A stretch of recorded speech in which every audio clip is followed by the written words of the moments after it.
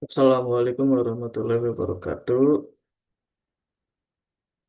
Izin mempresentasikan Pak Fedi. Perkenalkan, nama saya Fedi Surpriyananto dengan NIM 5311422058 dari Prodi Teknik Elektro. Sini saya akan memaparkan tugas dari UTS mata kuliah metode penelitian dengan judul yang saya ambil atau topiknya itu pengujian data dummy dari kontrol suhu berbasis fasiologik menggunakan metode deskriptif statistik, Pearson correlation, dan Spearman correlation. Untuk deskripsi topiknya sendiri itu ini sesuai sama TA yang akan saya ambil, yaitu kontrol suhu berbasis fasiologik pada wadah fermentasi pupuk organik untuk menjaga suhu pada zona mesofilik kurang dari 40 derajat Celcius sesuai dengan kondisi optimal mikroba. Input yang digunakan berasal dari soil sensor berupa suhu dan output berupa bukaan durasi valve. Data dummy didapatkan dengan bantuan dari ChatGPT. Terdapat 50 data dummy yang akan diuji menggunakan metode statistika. Tiga metode statistik yang digunakan untuk menguji data dummy tersebut yaitu descriptive statistic, Pearson correlation, dan Spearman correlation. Untuk desain fuzzy inference system atau desain fuzzy yang akan saya gunakan yaitu saya akan menggunakan tipe Sugeno dengan inputnya itu ada dua, error ada delta error. Dengan error itu rumusnya suhu sekarang dikurangi 37 dengan range -8 sampai 10.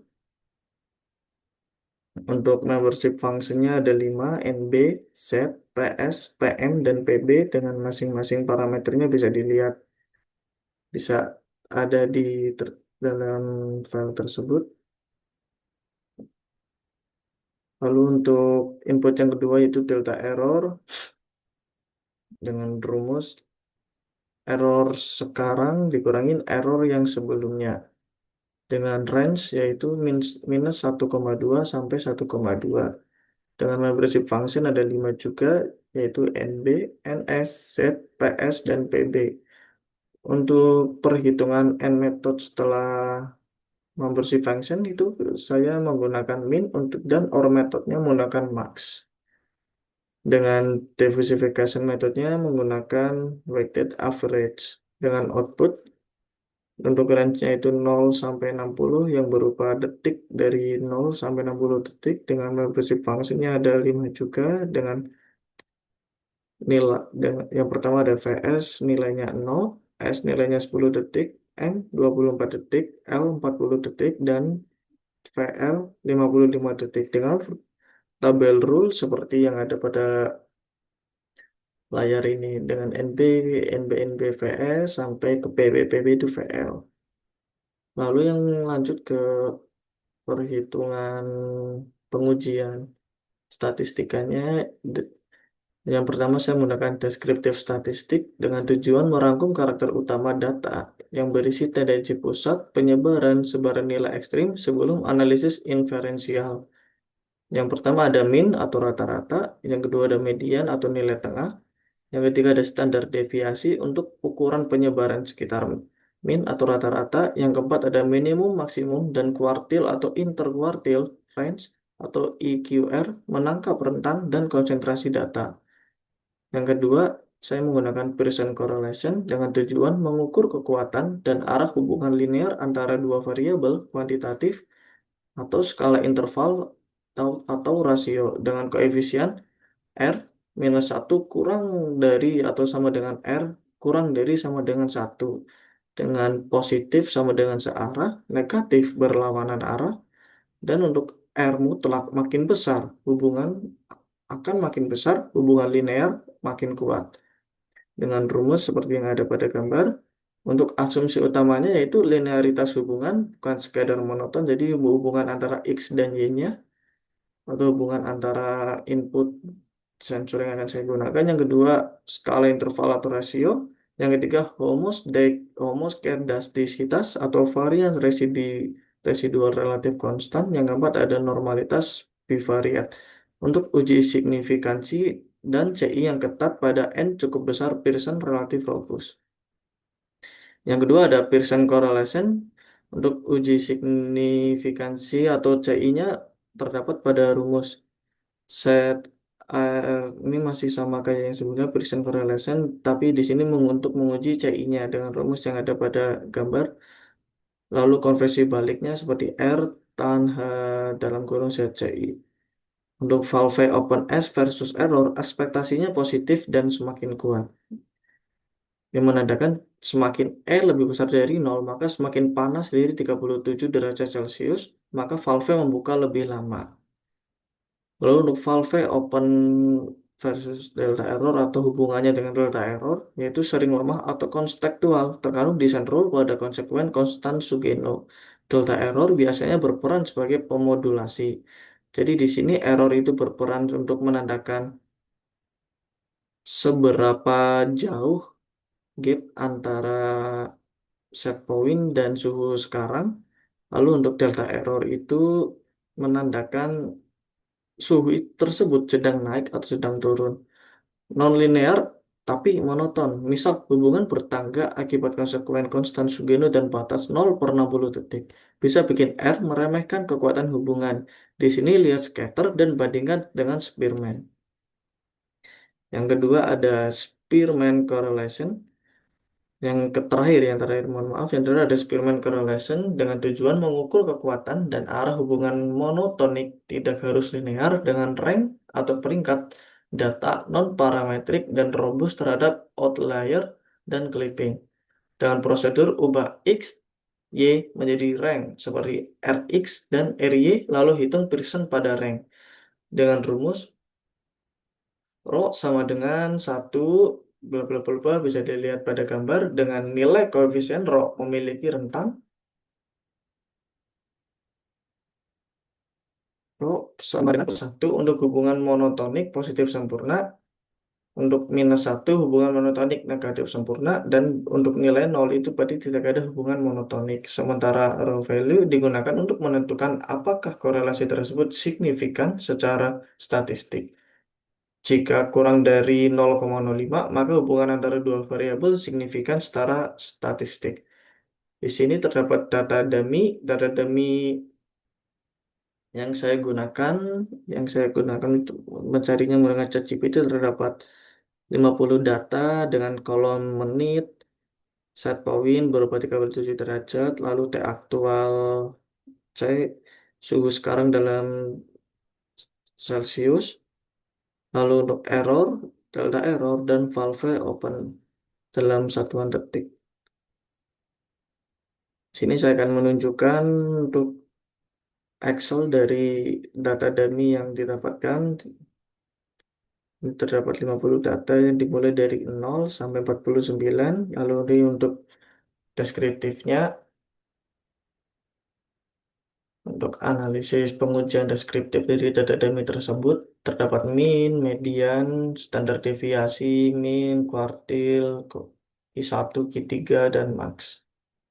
Lalu di sini ada pengujian di error, data error, dan valve dan terdapat rumus pada tabel Excel ini.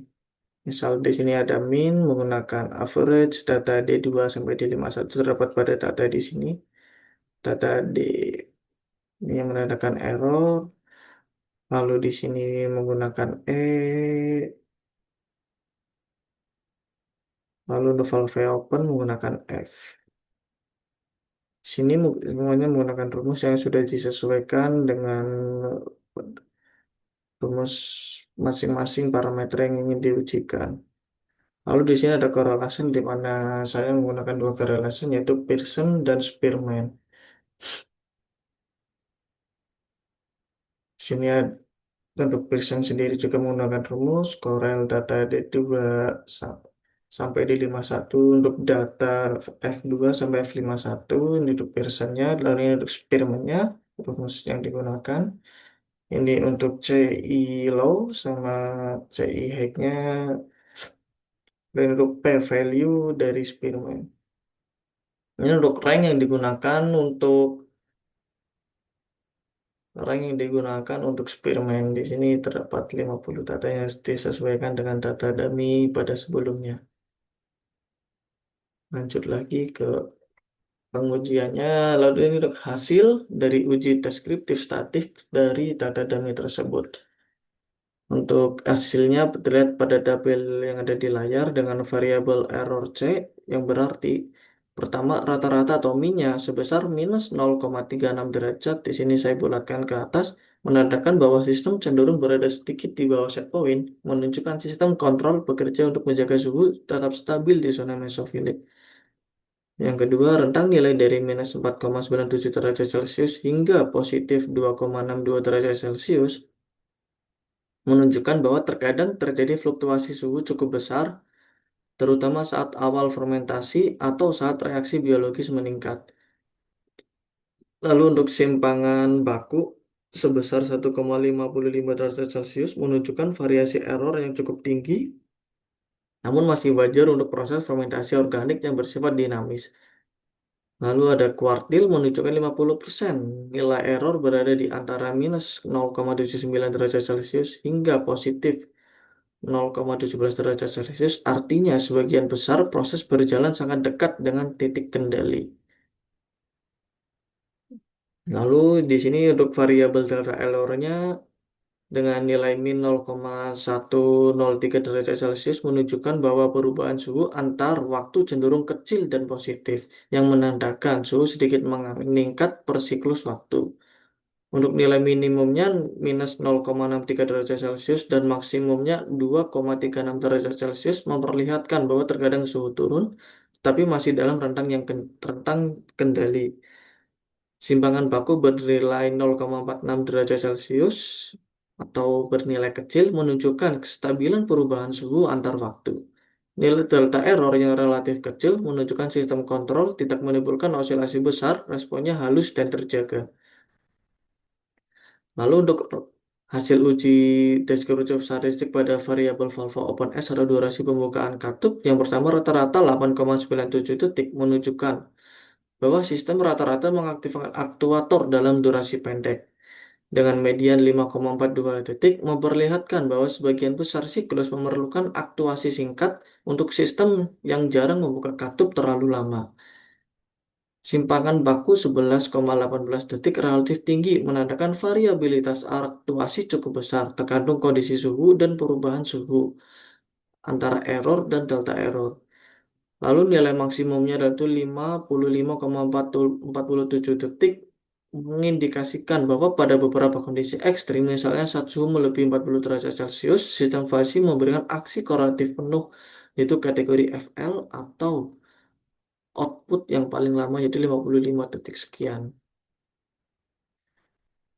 Lalu untuk yang kedua, terdapat hasil uji Pearson correlation. Di sini terdapat dua indikator, dua hubungan untuk error dan delta error, error terhadap valve open dan delta error terhadap valve open. Di sini saya akan menjelaskan terkait error terhadap valve open terlebih dahulu.